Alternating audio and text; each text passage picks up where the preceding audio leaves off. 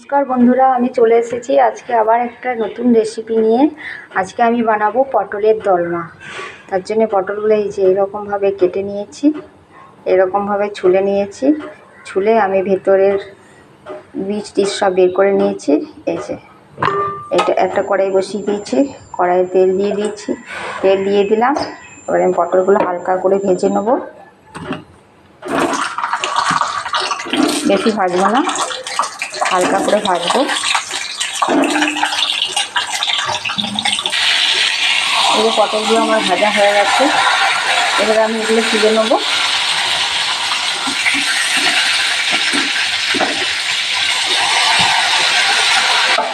এবার তুলে আমি মাছটা ভেজে নেবো।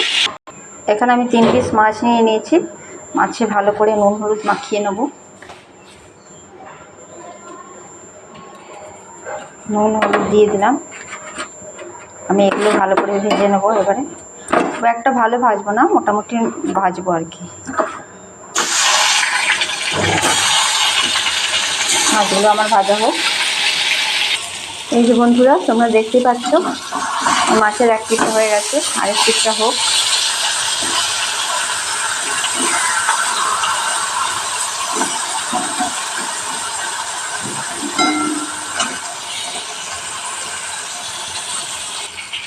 মাছটা আমার ভাজা হয়ে গেছে, আমি এবারে এগুলো তুলে নেব।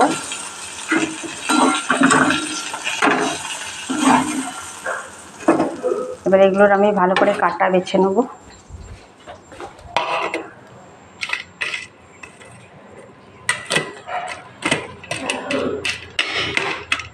ভালো করে কাটাটা বেছে নিই। তখনকে মাছগুলো ঢেলে আমি কড়াইটা ধুয়ে নিয়েছি, আবার গ্যাসটা চালিয়ে দিয়েছি। কড়াইটা আমি গরম হয়ে গেছে। এবার আমি তেল দিয়ে দেবো। কিছুটা সর্ষের তেল দিয়ে দিলাম, একটা শুকনো লঙ্কা দিয়ে দিলাম, একটু গোটা জিরে দিয়ে দিলাম। এবার আমি পেঁয়াজ রসুনটা দিয়ে দেবো। জিরে তেলটা আমার গরম হয়ে গেছে, আমি এবারে পেঁয়াজ কুচো রসুন কুচো দিয়ে দেবো। পেঁয়াজ কুচো রসুন কুচোটা একটু ভালো করে ভাজবো, একটু ভালো করে ভেজে নেবো।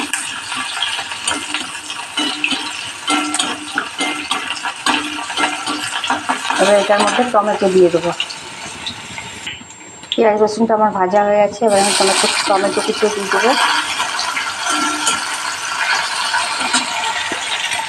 আগে থেকে সেদ্ধ করে রেখেছি আলুটা আমি দিয়ে দেবো।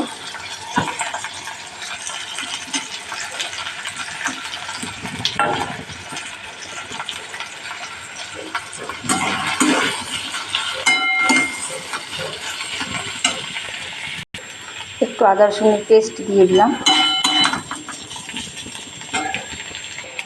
একটু ধনে পাতা কুচো, একটু লঙ্কা কুচো দিয়ে দিলাম। এবার আমি এটা ভালো করে নাড়াচাড়া করবো। একটু চিনি দিয়ে দিলাম, একটু নুন দিয়ে দিলাম, একটু হলুদ দিয়ে দিলাম,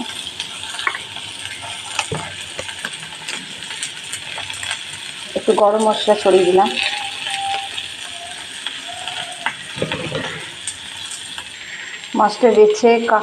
মাছটা ভেজে কাটা বেছে আমি দিয়ে দিলাম। ভালো করে নাড়াচাড়া করে নেবো। আমি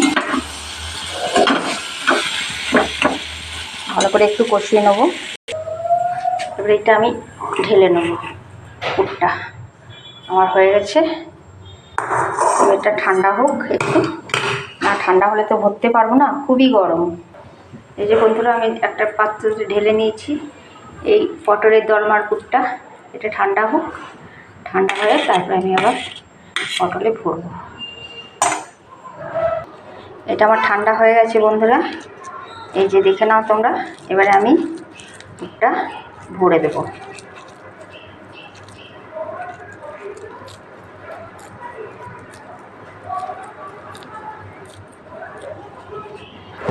যতটা পারা যায় আমি টিপে টিপে ঢুকিয়ে দিলাম।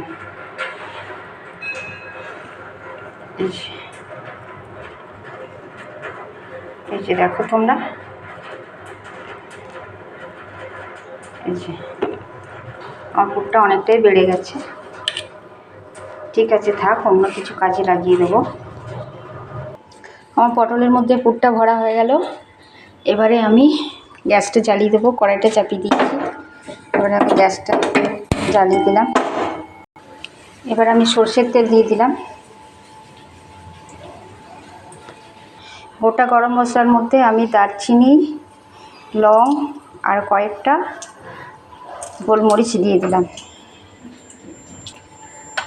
এবারে পেঁয়াজটা দিয়ে দিলাম।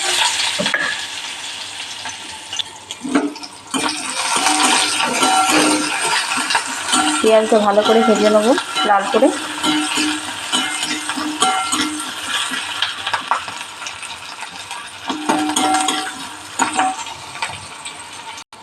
পেঁয়াজটা আমার লাল করে ভাজা হয়ে গেছে, দেখো তোমরা। এবারে আমি টমেটোটা গ্রেট করে রেখেছি, একটা টমেটোটা দিয়ে দেবো। টমেটোটা একটু নাড়চাড় করে নেব। সামান্য নাড়চাড় করে নিলাম টমেটোটা। এবারে আমি আদা রসুনের পেস্টটা দিয়ে দেবো। এবার একটু নাড়চাড় করে নেবো ভালো করে। এবারে গুঁড়ো মশলায় আসি। হলুদ গুঁড়ো, ধনে গুঁড়ো, জিরে গুঁড়ো, সামান্য পরিমাণে চিনি, নুন, আন্দাজ মতো নুন দিয়ে দিলাম। এবার এটাকে আমি ভালো করে কষাবো।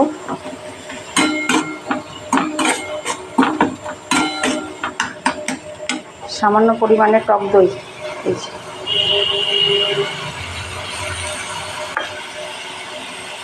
এই যে আমার কষানোটা হয়ে গেছে।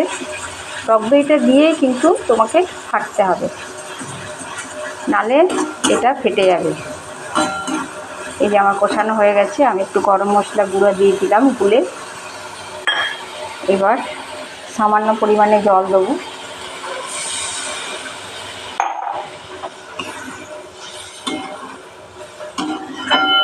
জল দিয়ে দিলাম। আমার এটা ফুটে এসছে। এবার আমি পটলের দলমাগুলো দিয়ে দেবো একে একে।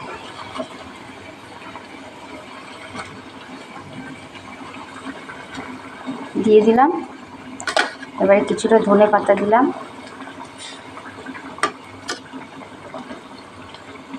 কয়েকটা কাঁচা লঙ্কা দিলাম।